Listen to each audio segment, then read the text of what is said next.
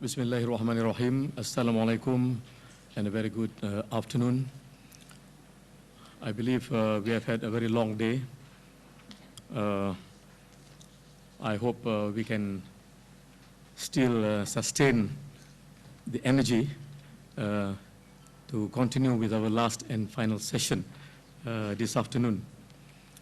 Now this session is divided into two parts.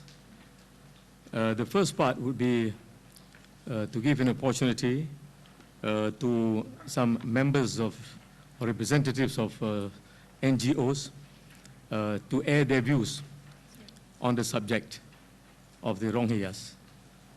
And the second part will be for me as the Chief Rapporteur to read out the resolution of this international conference on the Rohingyas Part 2. Now, I have been given only about 1 hour, but it is now already 4:10. We don't really have much time. So I would like to call upon the representatives of the NGOs to the table up here so that they'll be able to present their views for about 5 minutes each. May I now invite firstly Mr. Muhammad Noor, Dr. Said Iskandar, Mr. Alin Chu Yi Leong, Mr. Giyatuddin Abdul Salam, Encik Shahrullah Zilan Said, and finally Dr. Yamin. Can you please come up to the stage, please? Bismillah ar-Rahman ar-Rahim. Assalamu alaikum and good evening to all of you, to all our panelists and guests and our previous speakers. My name is Muhammad Noor. Today, I would like to start with a few notes. Everyone talking about Rohingya and how they face persecution and who are they. Actually, that is us. That is me. We are the most persecuted people and we are the floating people everywhere. It's us. They're talking about us. Before I start, I would like to point out a few things to our similar name, Dato Noor. We are talking about Jeddah event about OIC and all this. It was me who was pointing to the OIC, telling them what they have to do, and as a nation what we can do.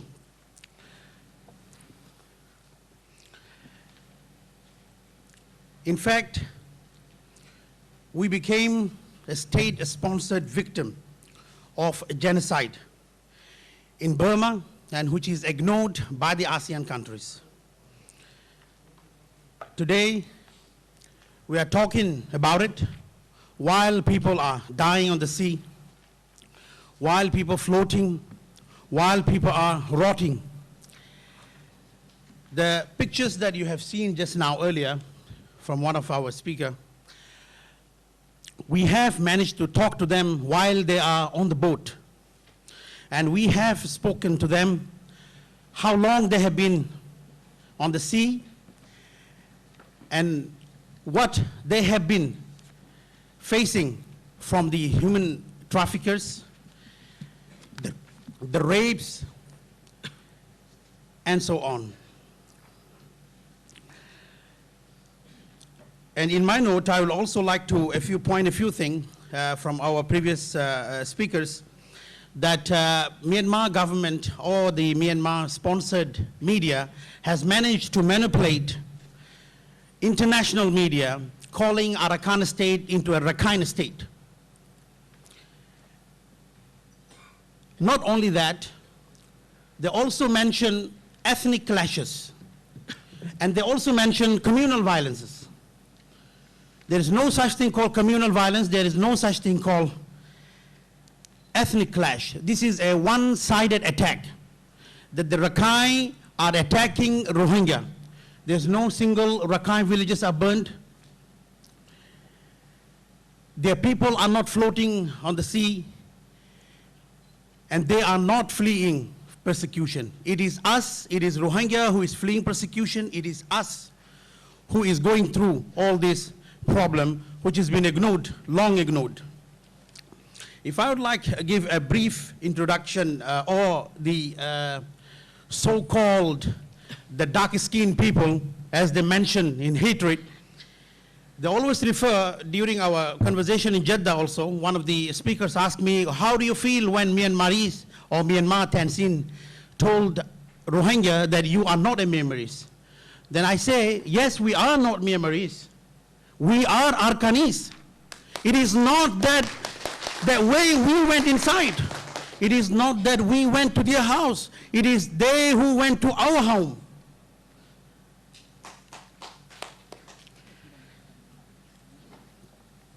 Rohingya is an indigenous people of Arakan state, Western Burma, which is today called Myanmar. They are Indo-Aryans and genealogically lineage of genetical racial mixture of Indian, which is Pakistani and Indian, and Persian, Arabs and Turks and Mongols and others, mostly creed of Muslim.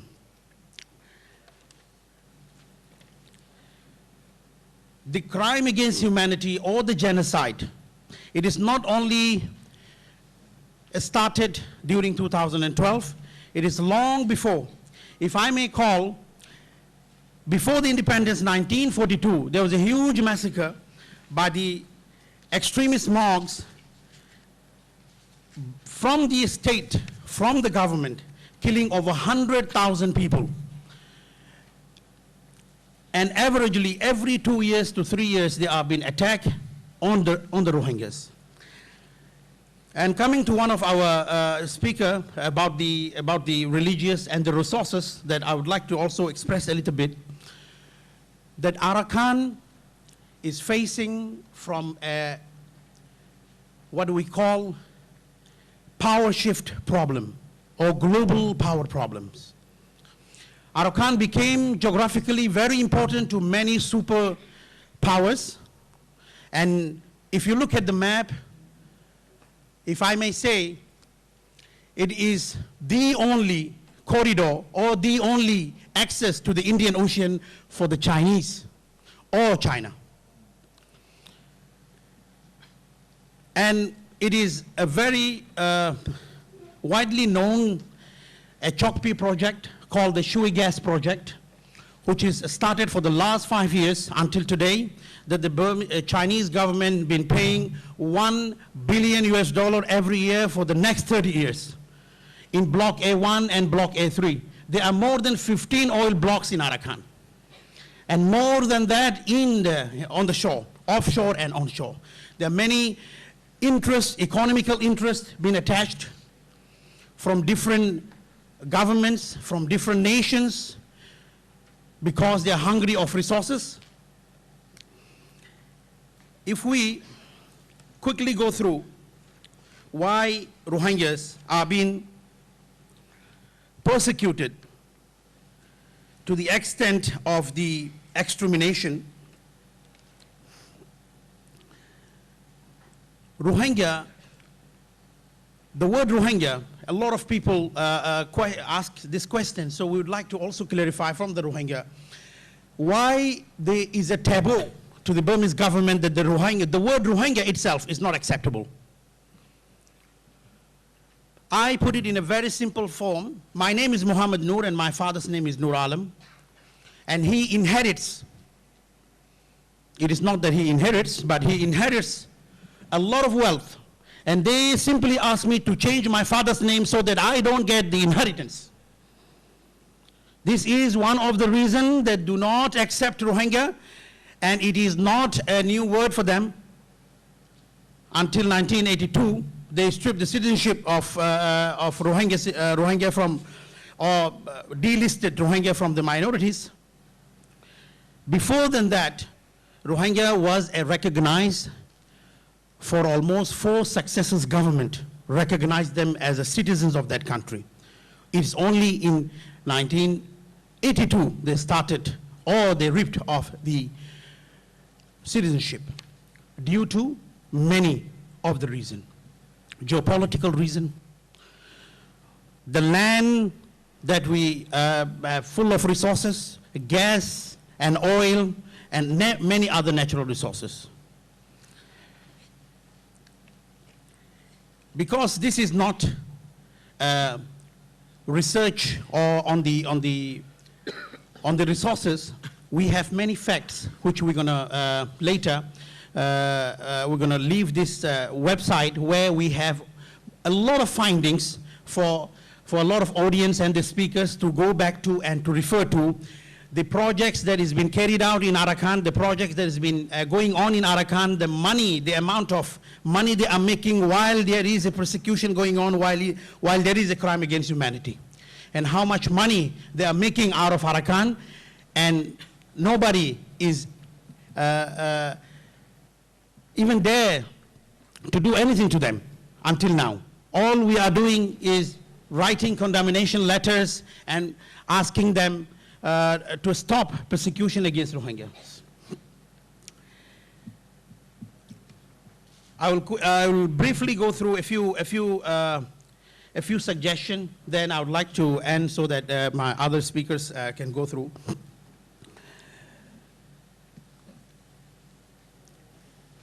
Burma has successfully outsourced their problems to the neighboring countries.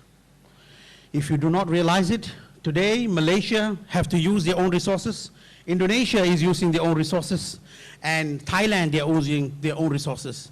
And they're successfully transferring their Arakan problem into region. And until today we are talking about non-interference. It is also against the ASEAN law in article, if I'm not mistaken, Article 2, to maintain a regional peace and stability and to prosper the nation. And today, if you look at stakes of government, stakes of people that have been floating and creating a chaos in the region.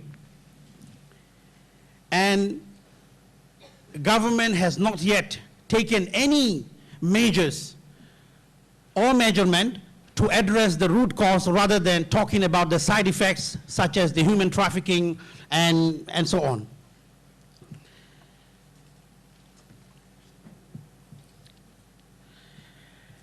As Rohingya, we always like to suggest to the governments, because government holds the power, government holds the key. If I may say, as Dr. Mahathir have mentioned today, and it became already a headline in many of the newspapers, locally and internationally, to expel Burma from ASEAN countries, I would like to also add a few suggestions, if I may. Rather than expelling ASEAN, we could actually take the first step, withdrawing the Malaysian and Thai and Indonesian ambassador from their country.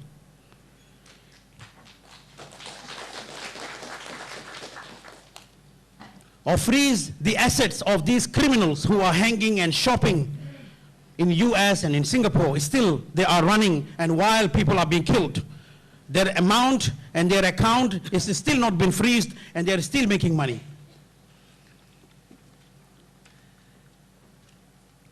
Or altogether boycott Myanmar current government. And as one of our speakers suggested, to send international investigation. Why should we send international investigation? As you have seen, we have detected from our community, from our sources, last October, the mass grave about Thailand and Malaysia from last October. People talking about it now only. And it has been alerted to many authorities and many news agencies. Today, in these countries, if human traffickers can kill and bury this much of mass graves, how can you imagine that Arakan has how many mass graves like this? So international investigation, it is necessary, and it is the time to intervene and look into the matter and see how to stop this. Thank you. I would like to finish my end notes. We are from a nation we became a minority. From a minority, we became stateless. From a stateless, we became a floating people. And we are Rohingya, and we need your help. Thank you very much. Thank you, Mr. Mohammad Noor, for that presentation. I just would like to remind all of our speakers to confine to only 5 minutes because of the time constraint, and we were told that we have to end this session by 5 o'clock for another session involving Tun Mahathir in another building. So with that, may I now invite Dr. Said Iskandar, who's an advocate and solicitor, to make his presentation, please. Thank you very much, Tan Sri Chairman. Bismillahirrahmanirrahim. As you can see, I've brought a lot of material, but since due to the time constraint, I don't propose to deal with all those material.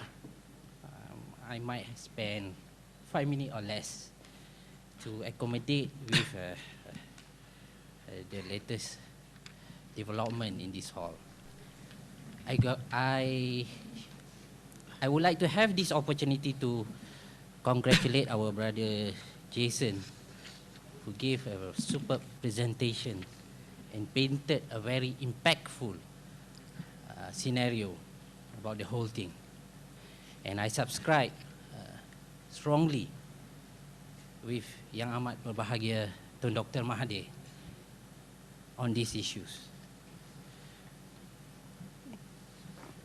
Being asked to speak about legal, most of those have been covered by our brother Jason.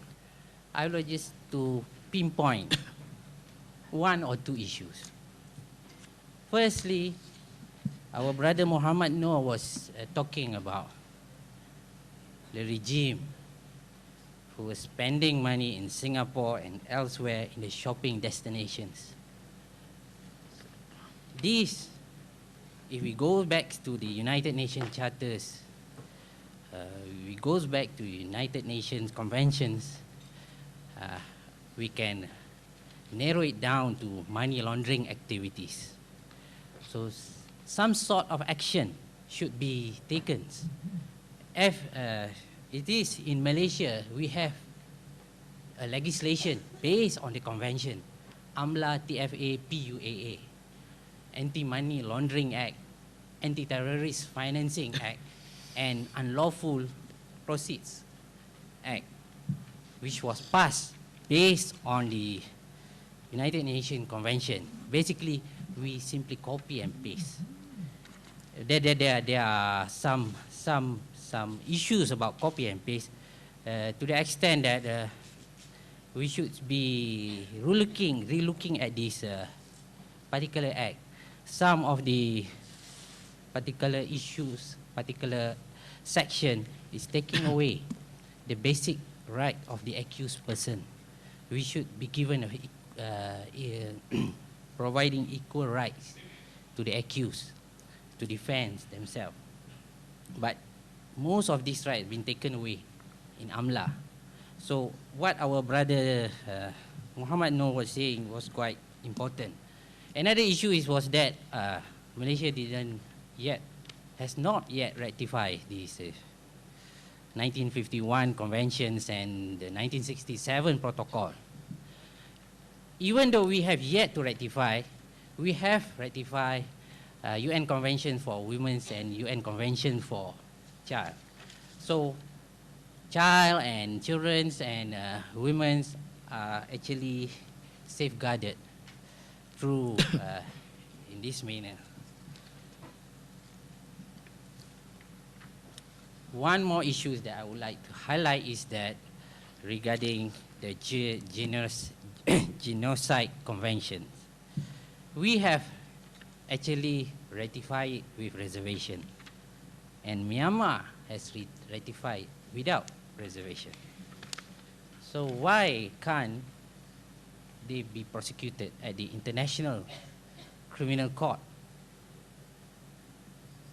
particularly for all these serious criminal acts that they have done? Why can't we consider as part of Asian members to press on. I trust Yang Amat Berbahagia Tun can look into this, that we should be considering, even though we didn't ratify Rome Statutes to go to ICC. But what is important, the Genocide Convention, we have ratified, even though it is without reservation. As for others issue, I don't think I will be able to cover it as much as I want to. But briefly, I can mention that Malaysians have more than enough experience in dealing with refugees. Way back in 1975, we have Vietnamese, according to the record, about 240,000, 250,000. And in fact, the UN office in Malaysia has commended Malaysia. And the bulk of the period between 75 to 2005, the last refugee who left Malaysia from Vietnam, it occurs during our fourth prime ministership leader, as our leader. So the experience that we have in dealing with Vietnamese, we have the camps, we have everything, and should be used as a guide, so that all these nitty-gritty minor problems that we face with the current situation will be resolved amicably. We should be, inshallah, able to resolve all these current Rohingya that they are with us right now. So this basically that are some legal issues, and other legislation in Malaysia. We have our Immigration Act, where the DG is given the power to deal with either the legals or the illegals. The Police Act, the IGP has the command and control over the security issues. Armed Forces Act is giving the general full power if a war is declared. The MACC Act is giving the DG of MACC full power to act if there are problem of corruptions in the borders, as alleged by our special branch. So this, if we take a Malaysian case, a Malaysian scenario, we are settled with all the laws. The only thing is for us to be brave enough to act without fear or favor. So that are basically overall the legal legislation covering the issues at hand. I can't proceed further. I believe our Tan Sri has signaled me.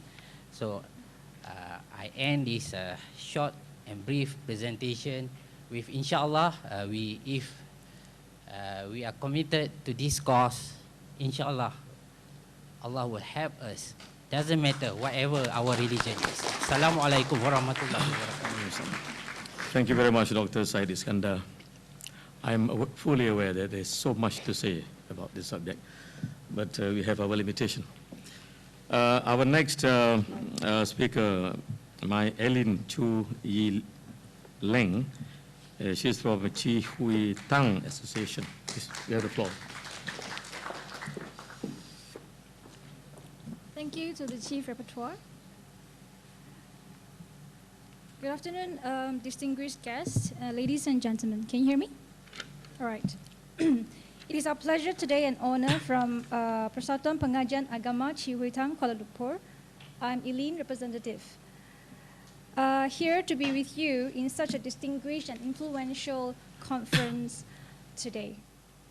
We are overwhelmed to see such a wide range of speakers and representatives from NGOs today, all ready to contribute and exchange views regardless of nationality, race, religion for the current and ongoing humanitarian crisis. I agree with Mr. K. This is not an issue regarding religion. This is a human issue. This is humanity we're talking about. While disagreement continues to prevail on what procedures to apply when adopting the most appropriate humanitarian aid and to which extent to accommodate the principles of international community, we, basically a Buddhism association, believe strongly that the most basic humanitarian aid to the Rohingyas need to be maintained. Having said that, let us share with you some issues.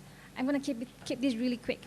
Number one, we urge and encourage the international community to provide the necessary assistance that will no longer differentiate between the refugees' place of birth and the destination that they have arrived, and as is the case now with the current situation, but to take due account of the needs and capacities of each country in order to identify the appropriate mix of policies instead. As of now, the Rohingyas, as we have heard from people that have spoken, the refugees are suffering from severe forms of malnutrition, threats of survival, sheltered by fears, fed by only air with empty stomach most of the time. Men, women, children, they're all caught up in the political turmoil around the region, when instead they should actually be treated fairly, be given humanitarian aid, and be safe and be home. We should help them. We should bridge them into a brighter future. Number two, we urge for a discontinuance of incitement to violence and hate speech towards the refugees. Yes, calling a person as ugly as ogre, and you put it in writing, is really detrimental. It should not happen. Number three, we encourage promoting the utmost, again, basic humanitarian aid such as shelter, food, clean water, medicine, electricity, sanitation, and most importantly also education. We believe that education also plays an important role in their lives. We as an association has registered Dawn Cultural and an Education Charitable Association Kuala Lumpur and Selangor, and we have branches in Hong Kong and Macau to promote the essence of cultural and educational programs which enable stronger bonds and relationship of parents and children and to contribute in bridging the community. Number four, above all, women and children anywhere and everywhere have the right to life. Improving their health is now the primal priority. We have formed Chihui Charity Chinese Medical Relief, where we have a group of registered, talented, and experienced Chinese physicians who are committed to voluntarily providing free Chinese medical treatments. During a number of disastrous events, such as the earthquakes and tsunamis, we have helped them in countries such as China, Indonesia, Myanmar, Sri Lanka, and Cambodia. Lastly, we encourage as well promoting freedom of speech and development of cultural and educational activities.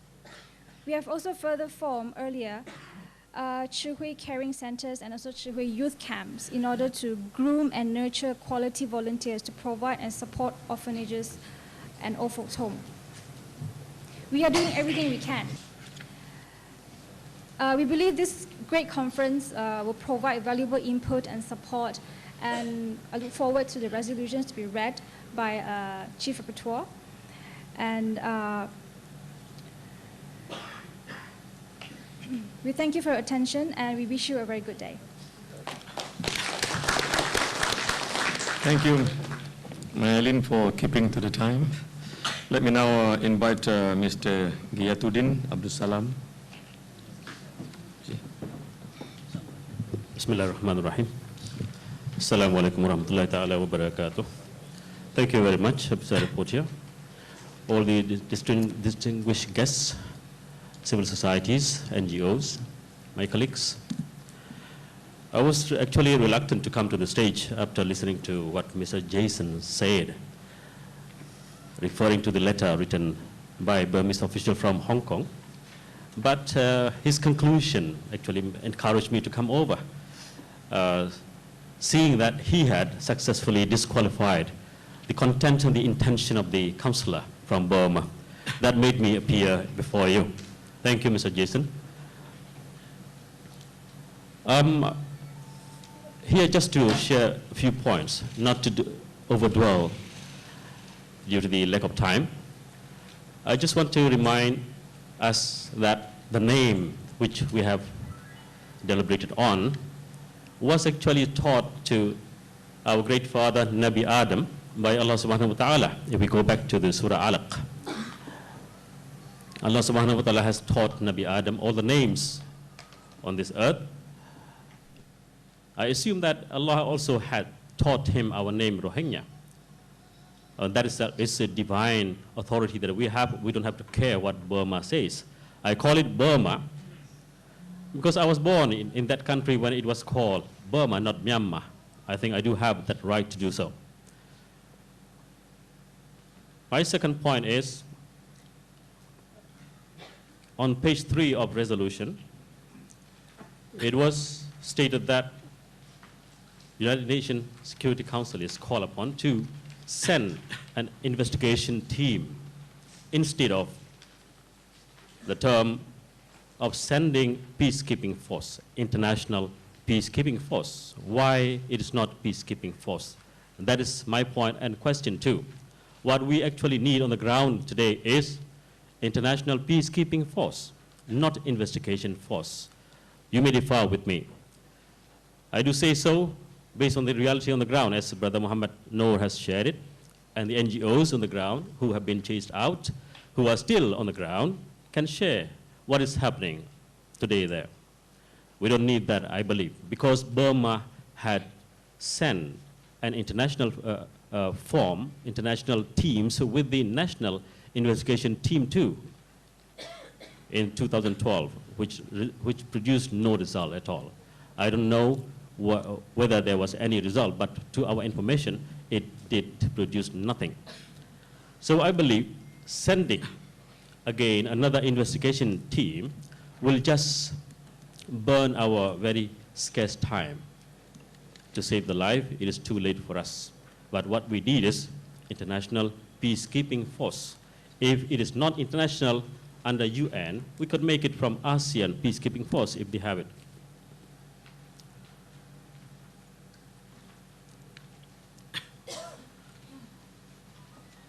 I will not repeat what Brother Muhammad Noor said about geopolitics and tussle of superpowers in this region. But I will just mention that we need to focus too, not only inside, but outside Burma, in the region, Thailand, Malaysia, Indonesia. This collective failure had produced huge numbers of refugees, official and non-official. Refugees and de facto refugees. I do say it, official and unofficial.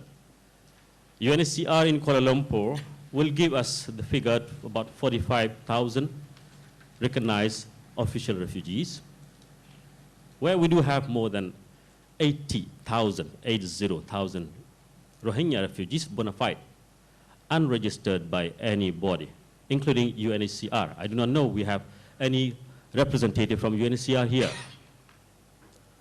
So this is another problem on top of the existing predicament that we have.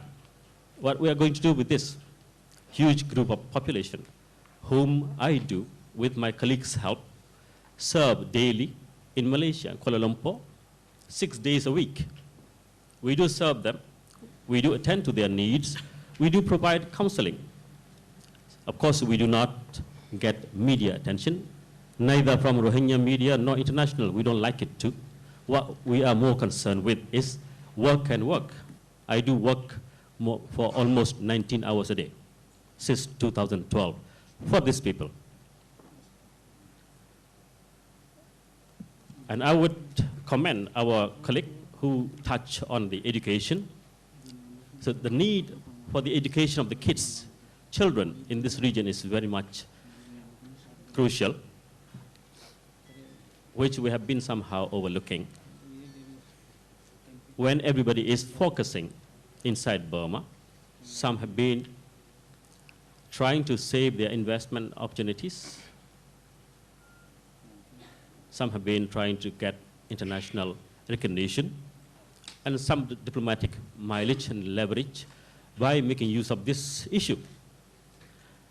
Whereas our children not only suffer inside Burma, in Malaysia too, we do suffer, particularly children and women population, who are not allowed to go to government education because it is highly subsidized by the state.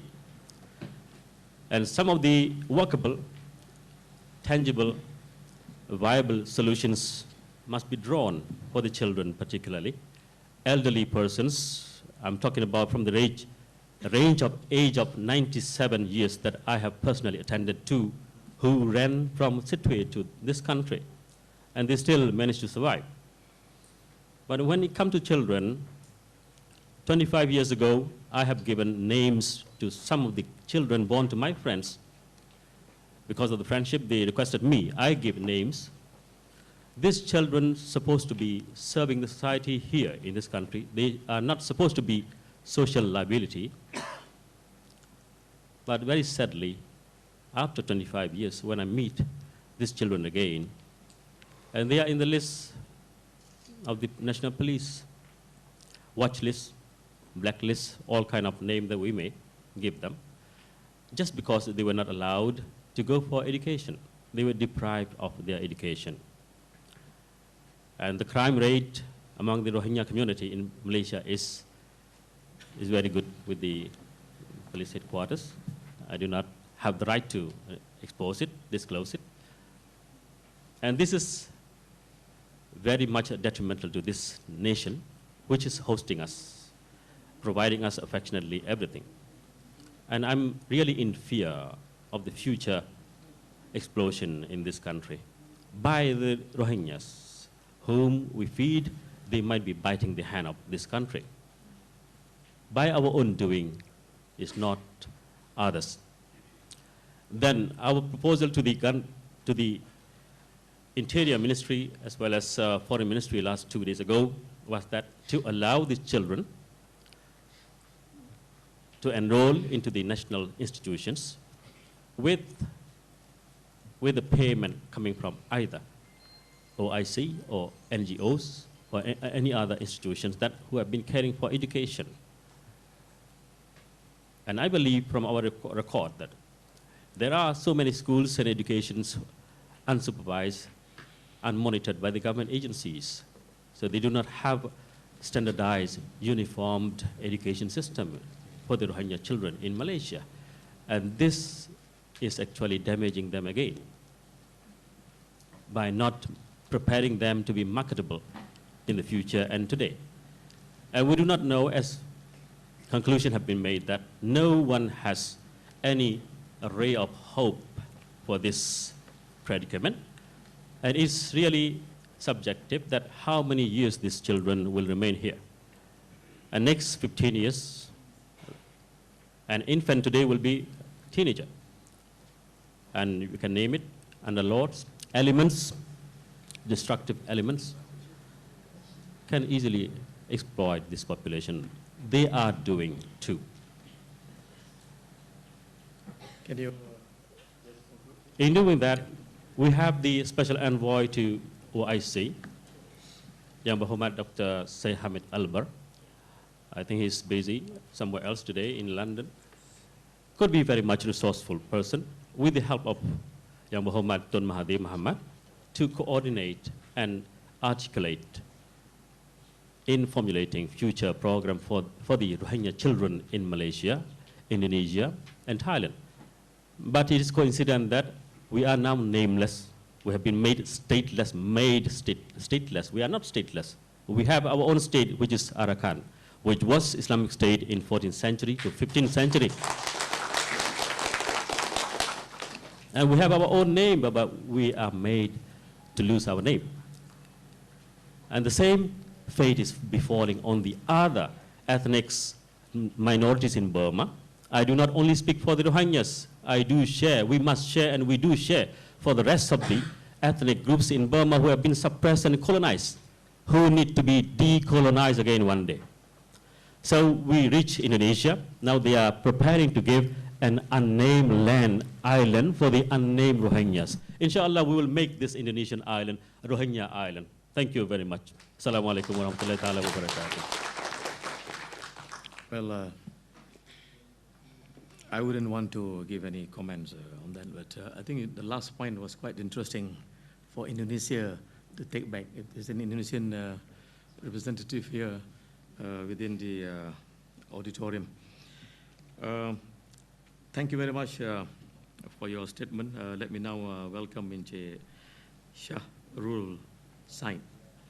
He's from Malaysia Relief Agency, Executive Director. Bismillahirrahmanirrahim. Assalamualaikum warahmatullahi ta'ala wabarakatuh. Thank you, Mr. Chairman. Ladies and gentlemen, tuan-tuan dan puan-puan yang saya hormati sekalian. Malaysian Relief Agency is a humanitarian organization.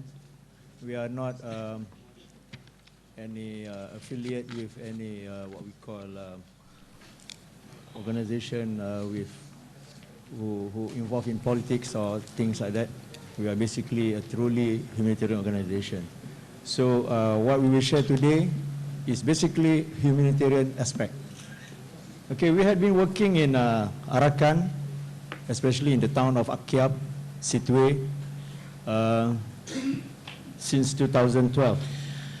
Okay, and in Malaysia, we had been working with the Rohingya community since 2009. We had a school in Ceras Baru. You can come and visit our school, and we run our school daily. Sekolah harian, just like our normal Malaysian school. But the only differences in our school is that we have the Rohingya language. Okay, it's a compulsory. And also they have to learn Myanmar, the Burmese language. Why? Because one day you will go back to your country and you have to mix with these people. Okay, it's not a one-way ticket to Malaysia. You're going back to rebuild your country. And we are preparing your children for the future of Arakan. Okay, besides having that school, we are also involved in some other thing, especially, basically we are working in Malaysia, in Thailand, and also in Arakan itself. Okay, I myself were in Arakan before, few times. Even we were hit by the Rakhine. Okay, I myself was surrounded by the Rakhine in the bazaar. We were then we were brought to the police station. Even the police station was also surrounded by the Rakhine, and even our translator were beaten by the Rakhine. But the police asked us, "Are you going to lodge an official complaint to the Malaysian embassy?" And I said, "No, we are not going to lodge any complaint because nobody killed. There must be some misunderstanding between your people and our people, because we want to work in a longer period of time. If we lodge a report, definitely we won't enter Arakan anymore after that." Okay, Alhamdulillah, we managed to work until now, even though we get so many complaints from the local people, from the Rakhine. Even the Rakhine in Rangoon also do some complaint to us. They even publish in this, this 7 media, okay, saying that Malaysian Relief Organization is building, actually we are building a water pump. We built 10 water pumps in Arakan, in Situe. So they say that they are planning to build a masjid, 10 masjid, but they start with a water pump. You see, this is how the Rakhine portray the image inside the media. But Alhamdulillah, the water pump is now still running, and the people get the water. And these are the people who are running away from their house after the burning of the township. Okay, we managed to work inside Aumingala. If we reach Situe after the airport, so you go just out of the airport, on your right side you can see the big masjid being burned, and still there. The remaining of the masjid is still there. And then you cross away straight away to Situe, to the town of Situe. And then there is Aumingala in front of the Grand Mosque of Situe. Aumingala, I know everybody know this village. And we are working in this village until today. Alhamdulillah. Okay, what I want to share here is that, okay, from from our humanitarian point of view, to expel Myanmar from ASEAN will be to me, it will be a very, something which I consider will be a very difficult situation for the Muslim. Okay, why? Because we will have no more contact with the Myanmar government if we expel them from ASEAN. Okay, you may agree and you may disagree with me. And the problem is not only with the Muslim in Myanmar, the problem is Muslim in other part of ASEAN which is dominated by the Buddhists. I'm not saying that Buddhist is very cruel, no. But we are very scared, we are very worried because this Ashin Wiratu have a very, a very strong political agenda. I myself never met him, but my representative met him. So he have his agenda, and we know his agenda. What he wanted to do, why he wanted to expel this Rohingya out from Myanmar, you see? So those kind of things. Okay, so if you ask from humanitarian point of view, okay, my point of view is that I hope that we can think something else rather than to expel Myanmar out from ASEAN, but we can do some better engagement, Once they are still in ASEAN, we can do much lot. And we have people like Tun Mahathir. He have a very strong presence in Myanmar. He can speak to these people. He have the, I don't know, the courage, to speak to this junta. Not many people can speak to these people in Myanmar, but I think Tun have the courage. Okay, I end up with that. Thank you very much for your attention. And Assalamu alaikum. Thank you very much, Sharul. Our last speaker is Dr. Yami. Yeah? La. Thank you very much. As I said earlier, the situation of the Rohingya is an R2P case. What's an R2P? R2P is a responsibility to protect. Responsibility to protect is a United Nations norm. It was adopted in 2005 General Assembly, and it has the following intentions. A state has a responsibility to protect its population from mass atrocity crimes such as ethnic cleansings, genocide, war crimes, and crimes against humanity. If the state's unable to provide fulfill its obligation, then it's up to the international community to provide assistance to that particular state to meet its responsibility to protect its people. If the state is unwillingly, manifestly unwilling to provide protection to its own people, then it's up to the international community to provide protections to their population by using all means necessary. All means necessary does not necessarily mean military intervention. It means all kinds of diplomatic tools ranging from sanctions, severe diplomatic relationship, or degrading the relationship status, and of course military intervention could be used as a last resort. Why Rohingya is an R2P case? Because it's based on all the presentation, it is crystal clear that both the government and the oppositions are not in a position to support the cause of the Rohingya within the state. And what can ASEAN can do, because Rohingya crisis is not only it's a Myanmar crisis, it's a crisis for ASEAN as well, and such a kind of crimes threaten to undermine the human rights standards and common dignity of all ASEAN citizens. They are threatened to spill over the borders and affect the economic and physical security of neighboring countries. ASEAN and wider international community can resolve the Rohingya issue by invoking responsibility to protect North. They can do the following thing immediately for immediate goals and the long-term goals. It can call upon the Burmese government to address the root cause of the Rohingya crisis by amending 1982 citizenship law to provide Rohingya with equal access to citizenship, promoting reconciliation initiatives, denouncing the hate speech and propaganda, and self-identify Rohingya themselves as Rohingya. And action also must be taken against those perpetrators who have committed these mass atrocity crimes. At the last point that I would like to say, because we're running out of time, as our chair has advised me, is that if the government is not willing to change its policy towards the Rohingya, then decisive and coercive action needs to be taken. I know that when you talk about R2P does not necessarily mean it's a UN mandate intervention. It can be done by regional approach. It can be done by ad hoc network.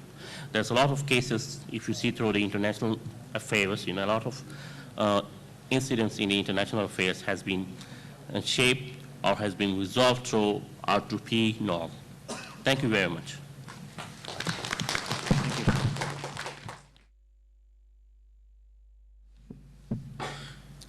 Well, ladies and gentlemen, I think we have come to the second part of this session. I want to thank all of our speakers who have taken the floor. My apology again for having to restrict time in the interest of keeping to our schedule. What I would like to do now is to present the resolution of the international conference. Now, this is an outcome of a series of drafts which we have been undertaking over the past few days. We went through 6 drafts altogether. The last one was done this morning itself, involving all the role players, speakers, moderators, members of the Secretariat, Board of Trustees, and also inputs from NGOs and so on and so forth. So it has been a tremendous effort, and I would like to take this opportunity to thank all those involved for their contribution in coming up eventually with this final resolution that I will be reading now. I believe this resolution has also been circulated to all of you in advance. Let me begin by going to the first page.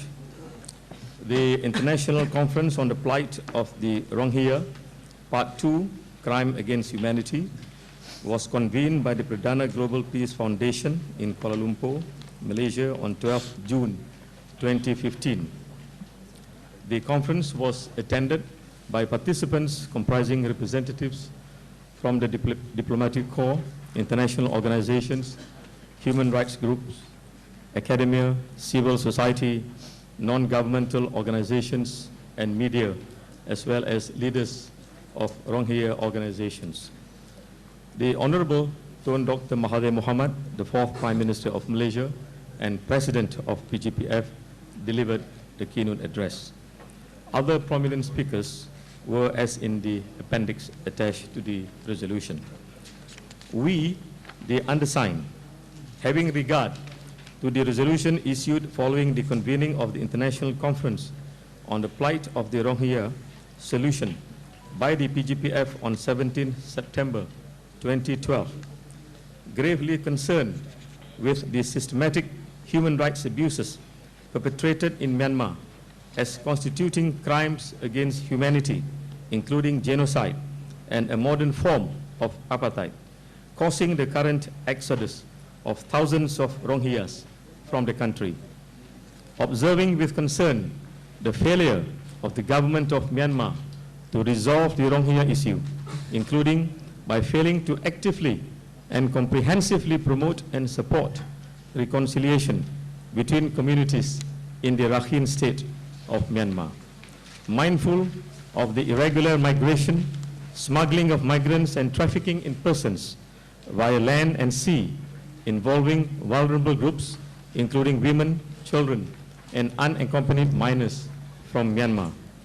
Seriously concerned with the smuggling and trafficking of the Rohingyas from Myanmar by transnational organized criminal syndicates. Recognizing the weaknesses and ineffectiveness of the relevant national law enforcement, justice and protection agencies, and the complicity of certain corrupt authorities. Noting with disappointment the failure of the Association of Southeast Asian Nations, ASEAN, the Organization of Islamic Cooperation, OIC, and other international bodies, including the UNHCR, the UN Resident Coordinator's Office in Myanmar, and the International Organization for Migration, IOM, in exercising their influence to satisfactorily address the Rohingya issue and provide adequate protections. Observing the need for more funds, resources, and assistance from developed countries within ASEAN and outside ASEAN, in particular the US, Australia, and the EU, as well as the Gulf states and the developed member states of ASEAN to the Rohingyas, including options for resettlement and repatriation. Noting the deliberate silence, inaction, and refusal of moral and political leaders in Myanmar, in particular Nobel laureate Aung San Suu Kyi, in playing a responsible leadership role to resolve the Rohingya issue internally for political expediency. Unequivocally agree to call upon the government of Myanmar to bear full responsibility for resolving the problems associated with the Rohingyas, including the ongoing genocide, to remove the root causes that are forcing them to flee the country. Call upon the government of Myanmar to provide access to international inspection teams and the media to report on the situation affecting the Rohingyas in the country, including unfettered access to areas presently restricted in northern Rakhine state. Call upon the government of Myanmar to provide access to food, medical care, livelihoods, education, and other forms of assistance to Rohingya in Rakhine state, and ensure humanitarian agencies have unfettered access to internally displaced Rohingya populations. Call upon the government of Myanmar to urgently reinstate citizenship to the Rohingyas and end all restrictions on their freedom, in particular freedom of movement, with a view towards facilitating their reintegration into Myanmar society and with respect to the right of the displaced to return home. Call upon moral and political leaders in Myanmar, in particular Aung San Suu Kyi, to live up to principles of respect for human rights and the rights of minorities in Myanmar, so as to regain her credibility in the eyes of the international community. Call upon all peace-loving Buddhist leaders in Myanmar, consistent with their religious teachings, to take all necessary measures to protect and prevent acts of discrimination, extremism, hatred, and violence against the Rohingyas. Commend the position of Malaysia, Indonesia, Thailand, Philippines, and Turkey to provide humanitarian assistance and temporary shelter to the Rohingyas and survivors of human trafficking who had been stranded at sea. Call upon Thailand, Malaysia, and Indonesia to allocate more resources to strengthen the enforcement and protection measures aimed at combating the irregular migration, smuggling, and trafficking of the Rohingyas in the region. Urge Myanmar, Thailand, Malaysia, and Indonesia to investigate, arrest, and impose severe penalties upon conviction on transnational organized criminal syndicates and their accomplices in government dealing with the Rohingyas. Call upon ASEAN, with Malaysia as the current chair, to include the Rohingya issue as a permanent item in the ASEAN agenda in order to work towards reaching a comprehensive solution in close collaboration with Myanmar and in the interest of regional peace and stability.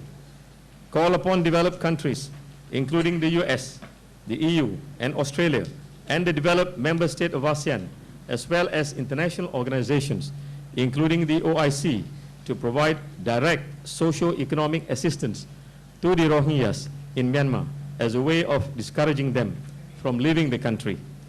Call upon developed countries that are not yet resettlement countries to agree to resettle refugees and set reasonable quotas, and for the US, Australia, and EU, and other resettlement countries to increase their quotas with a view towards expediting the resettlement of refugees currently residing in Malaysia, Thailand, and Indonesia.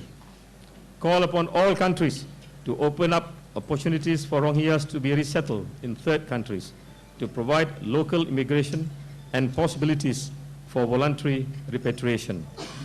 Call upon the UNHCR and the IOM to be proactively involved in the smooth implementation of voluntary repatriation and resettlement of refugees currently in Malaysia, Thailand, and Indonesia to the relevant third countries. call upon the UN member states to urgently secure a binding UN Security Council resolution on Myanmar, including a provision for an independent international investigation into abuses in Rakhine State, and to act in accordance with the mandate on prevention of genocide and responsibility to protect via the Office of the Special Advisor. Fully support the NGOs in articulating their constructive and influential voice to secure humanitarian assistance, protections, and temporary shelter to stranded Rohingyas at sea, as well as advancing durable solutions, including resettlement. Convey a copy of this resolution to the governments of Brunei, Cambodia, Indonesia, Laos, Malaysia, Myanmar, the Philippines, Singapore, Thailand, Vietnam, Bangladesh, USA, the EU, and Australia, as well as the ASEAN Secretariat, the OIC, the UNHCR, and the IOM. Thank you very much. Now, just my final words as we do appreciate, of course, as the PGPF, some of the comments that were made by some participants with regard to the value of having this very lengthy resolution. But I must say, having been in the government myself for more than 30 over years, that governments do take note of this type of resolutions that are produced at the end of an international conference like this. This itself is a reflection of the collective sentiments and content of this very important international conference, and we believe that the resolution would be scrutinized by all the governments concerned, in particular the government of Myanmar. And to that extent, I would say that it is not completely a futile exercise to come out at the end of this international conference a resolution as lengthy as this. So with that, may I now, on behalf of PGPF, take this opportunity to thank all of you for staying on till this very late day in the evening, and to thank you for your participation and contribution to making this international conference on the Rohingyas a success. Thank you very much, and wassalamu alaikum warahmatullahi wabarakatuh.